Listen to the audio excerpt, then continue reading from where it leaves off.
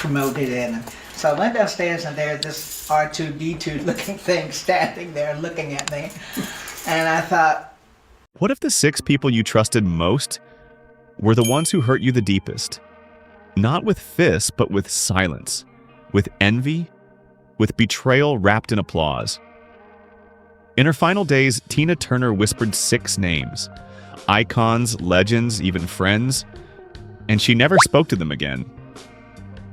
Something felt unfinished the moment she walked away, the room echoing with unspoken truths. That invisible pause in her final words was not silence. It was a door left slightly ajar, calling us to uncover what she refused to say. The truth? It was waiting, hidden just beyond that quiet heartbeat. Tina Turner never screamed in her last interview, but she delivered something more potent, a carefully calibrated stillness. Imagine living with 6 people who shared stages with you yet drained your soul. One by one, she named them, and you'll be surprised how many still quietly influenced millions. She left Ike Turner as her deepest wound, but what about the others hiding behind the spotlight? One yanked at her dress, another commandeered her fame.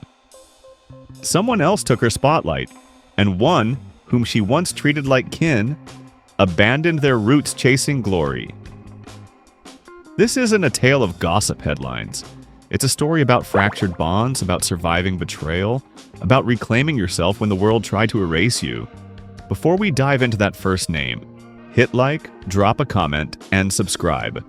Because this isn't just Tina's survival. It's the story of every person who's trusted the wrong person. They say forgiveness is noble, but what if forgiving feels like punishment? What if it steals what's left of you? For 16 years, her life was a silent war. In 1976, she left Ike with just 36 cents, a gas card, and clothes stained by something deeper than shame, her shattered sense of self. She had no luggage, no entourage, no second chance, just a primal belief. Either I go or I'll disappear. Leaving wasn't brave, it was necessary. She had tried at least 3 times before, each time pulled back by promises or force. Because when a man owns your paycheck, your microphone, your name, even the lights, you don't walk away. You escape a cage. One night, battered in a hotel room, she stared at the ceiling, wishing only to stop breathing. That longing wasn't for release, it was for recognition. Not from him, from her. People saw Ike and his singer. They heard his story. But the thunder, that was hers. And when the applause died, so did she. The world praised him and punished her for breaking. Tina understood racism and pain wove together in that era. And the black community that saw a hero in Ike unintentionally became complicit. Violence was okay if masked as strength. As a black woman in the 60s, pain had no space, only endurance. So she endured his mental control too. He renamed her from Anna Mae Bullock to Tina Turner without asking. That name would become her legacy, but he gave it to her like a gift with a price tag. She kept it not to honor him, but because she had nothing else left that was hers. Forgiveness didn't come with applause or a spotlight. Instead, late in life, she whispered, "I have forgiven him, but it would not work with him." That sentence was a scar, healed but never invisible. When Ike died in 2007, he was already dead to her. Yet people asked, "Why didn't you leave sooner?" Asking that is like telling someone imprisoned, "Why didn't you fly?" It ignores the bars. Tina's silence revealed all. How did she rebuild herself from those ashes? She turned to meditation, yoga, Buddhist chanting. Finding inner strength she said she never knew existed until decades after she first learned it. In a 2021 interview, she told Today, "I discovered within me a strength that I could survive even the worst situations. I just needed to find a way to tap that strength." The spiritual tools healed more than her body. They restored her identity and agency. Hate, she taught, is another prison. So she let go, not for him, but for herself. Her soul needed space to breathe. Then there was Phil Spector. Legendary, revered. But for Tina, he was another symphony of control. He built the wall of sound around River Deep Mountain High, packing it with 21 session musicians and shelling out an astonishing $22,000 in 1966, about $207,000 today. That song was supposed to be her breakthrough. Instead, it became her crucible. Phil ignored her voice. He demanded 20-plus takes, emptying her until she stood stripped, sometimes in her bra, drenched in sweat and doubt. He wanted perfection, but his perfection didn't include her emotions. Here's the twist. That studio was her cage too.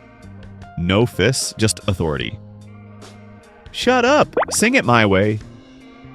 He controlled every echo, every drum beat, every vibration. He muted her. Critics in Europe championed it. In the US, it tanked at number 88, sinking amid sonic politics, 2 black for pop stations, and 2 pop for R&B. Ike famously blamed racism. Phil's engineer Jeff Barry later confirmed that Spector purposely buried Tina's voice beneath the production. So, she arrived as the star but left unheard. That should have been her breakout. Instead, she walked away. She never dissed him. She didn't curse his name, she just moved on. In her silence lay a verdict. He made music, but he didn't make her. Genius doesn't excuse erasure. Phil went into hiding after that flop, spiraling into erratic behavior and violence. Tina watched from the sidelines, no celebration, no gloating. Just quiet understanding that brilliance and selfishness often share a stage. If Ike was a scar on her soul, Phil was a dull pain in her artistry.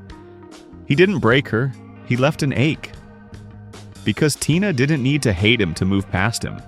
She just needed to choose her own sound. She never worked with him again. Tina didn't lash out. Far from it. She simply refused to be silenced again in her own music. That quiet defiance became her revenge.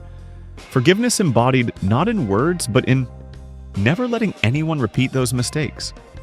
No lawsuits, no grand speeches, just a resolution written into her future. But here's a twist you didn't see coming. Backstage in the late 80s, Tina sat close to Madonna at a major awards event. They never spoke, or so the makeup team later said. The air between them changed the moment Madonna walked in.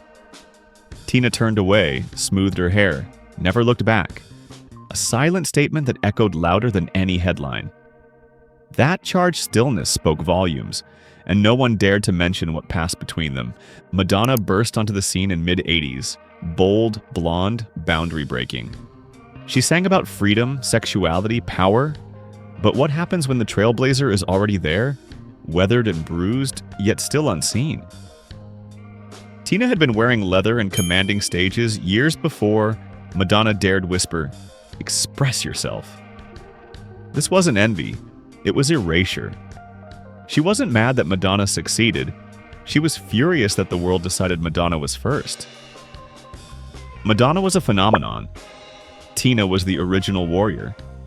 One whispered rebellion, the other screamed survival. Tina once confessed to a friend, "I didn't fight to be copied. I fought to be free." That unspoken dig hit its mark because her battles had spilled past the stage. They were excavation of identity, of being visible in a world determined to ignore you. As Madonna's star ascended, media still asked, is Tina outdated? Even her European flame, which lit her solo resurgence, dimmed in American press compared to Madonna's glare. And make no mistake, Tina noticed. She remembered leaving abuse with nothing but her name, her faith, her fight. Seeing someone walk away with spotlight and accolades she'd earned by blood and grit? That cut deep. It wasn't hatred, it was heartbreak. The story told wasn't hers anymore. Tina never slagged off Madonna in interviews, she simply said, "I lived it, I don't need to perform it again." She understood Madonna mastered media, whereas Tina's journey had been raw survival before cameras even rolled. But beneath her calm was a wound. Not from Madonna, but from the system that lifted one woman while letting history forget another. And then there was the tension with Aretha at the 2005 Kennedy Center Honors. queen met queen on stage. Yet backstage, there was no embrace. Aretha walked past Tina without a nod. The press whispered of coolness, of rivalry. Everyone felt it. Beyoncé's performance of Proud Mary that night burned through the ceremony. But the undercurrent between Tina and Aretha pulsed beneath it all. One friend later recounted Tina quietly pouring another glass of champagne and murmuring, "Sometimes what they call sisterhood is just on the invitation card." A simple gaze, no frost, no fire, but cold enough to last lifetimes. It was a wordless wound. "You're not my sister." Two women who carried generations on their voices. Forced into competition they never asked for. Artha, regal in white fur, walked past Tina's metallic dress, sharing only the same air, not the same stage. No album, no duet, just two paths that diverged at inevitability. When Aretha accepted her honor, Tina clapped politely, then stopped. That was the clearest silence of all. Not disgrace, not spite. Quiet truth. Only one queen was allowed on that throne at once. Tina understood the calculus. Black women in music were rarely allowed to reign together.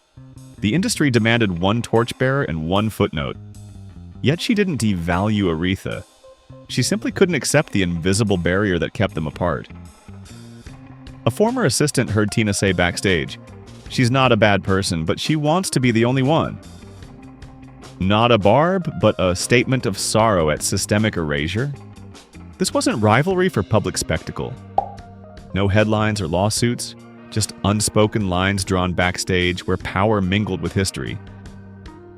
She felt grounded in her achievements, yet haunted by the room's refusal to let two legends coexist. Still, she applauded when Aretha took her bow.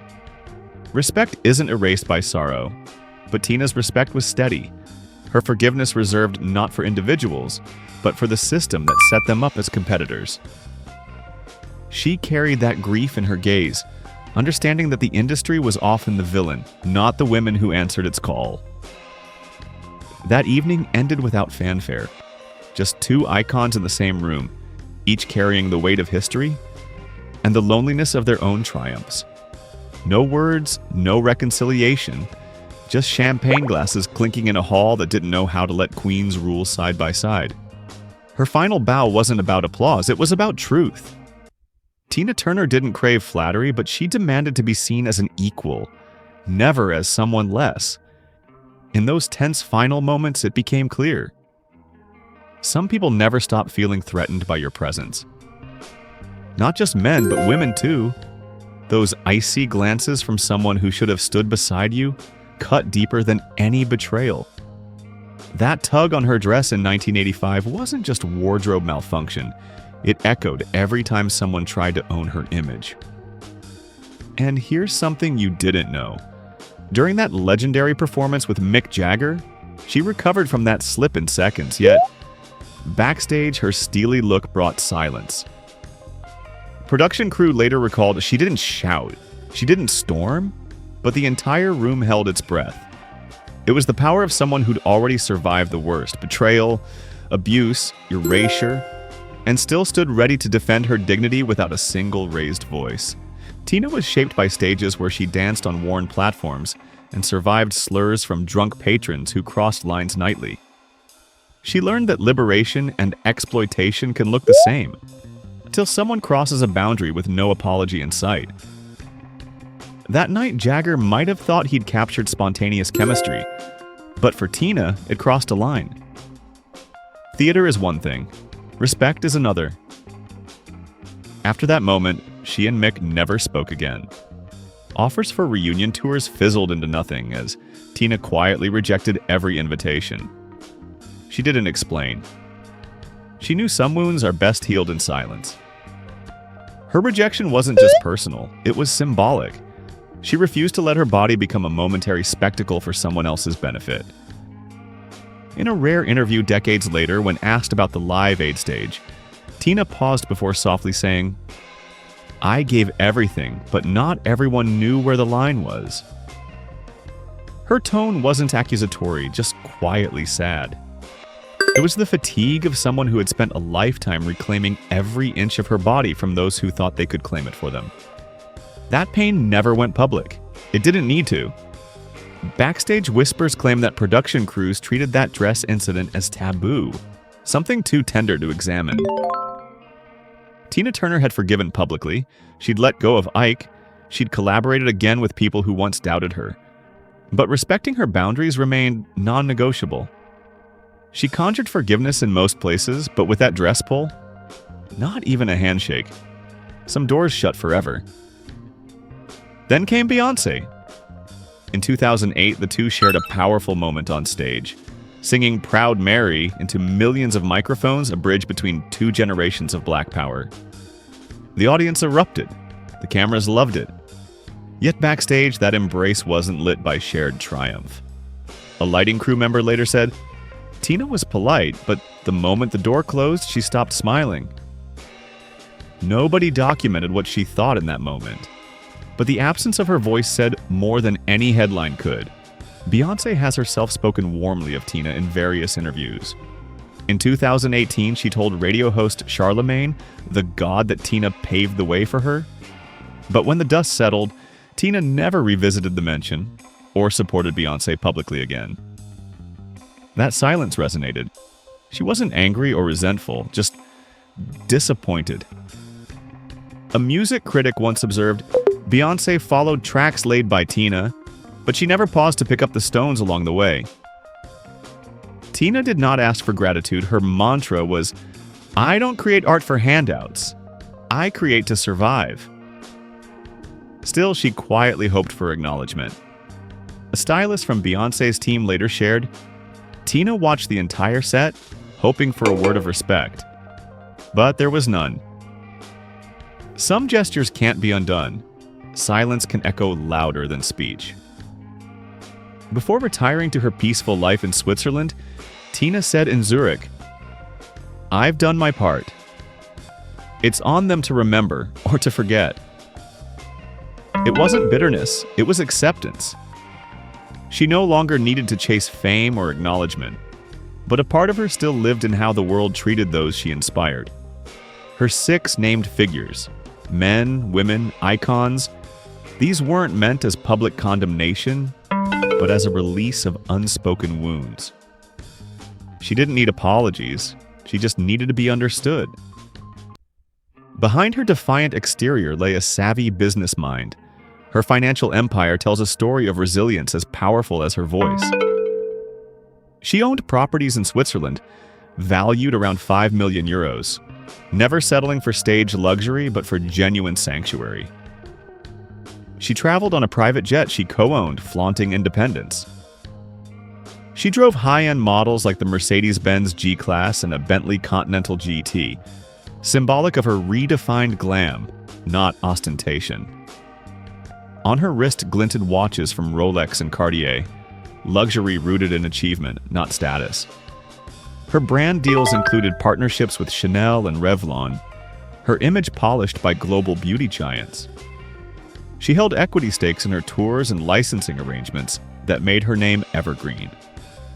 Reports suggest she carried health and life insurance covering multi-million-dollar interests, mirroring a woman who knew the value of safeguarding her life's work. Her survival taught financial lessons: diversify income streams, own your brand, control your narrative. She shifted from performer to proprietor. At age 60, her private dancer tour grossed $120 million. She didn't just recover, she rewrote the rules. From battered singer to banking millions, she flipped fortune into security and legacy. It wasn't enough to break free from abusers and exploiters. She architected wealth that could protect her spirit and peace. Her final interview left an emotional echo. 6 names, 6 wounds, 6 doors shut to reclaim her soul. She closed each chapter not for drama, but to awaken viewers to a truth. Forgiveness isn't always about speaking. Sometimes it's about walking away and making sure your footsteps echo. Tina Turner's journey ended on her own terms. Unapologetically orchestrated, quietly defiant. It's a reminder that even those who shine brightest can carry the deepest scars. She found freedom not in spotlight, but in silence. And now, as her story settles, ask yourself, what truths are worth guarding? What boundaries are worth enforcing? When does forgiveness demand more than words? Tina Turner didn't just break barriers, she redrew the map for what survival looks like. Her silence wasn't bitterness, it was boundaries. Her wealth wasn't vanity, it was protection. And those 6 unspoken names? They weren't about revenge, they were about reclaiming her peace. From chaos to control, she lived like she sang, with fire, grace, and no apologies. She taught us that strength doesn't always roar, sometimes it simply walks away. Quietly, finally, free. She didn't need the crown, she already owned the stage, the silence, and her story. And that story, raw, unfiltered, and often forgotten, still echoes louder than any tribute. Tina Turner didn't just break barriers, she redrew the map for what survival looks like. Her silence wasn't bitterness, it was boundaries. Her wealth wasn't vanity, it was protection. And those 6 unspoken names? They weren't about revenge, they were about reclaiming her peace. From chaos to control, she lived like she sang, with fire, grace, and no apologies. If her story moved you, let us know in the comments, because behind every icon is a human being who paid a price. Like, subscribe, and stay tuned. There's more untold truth where this came from.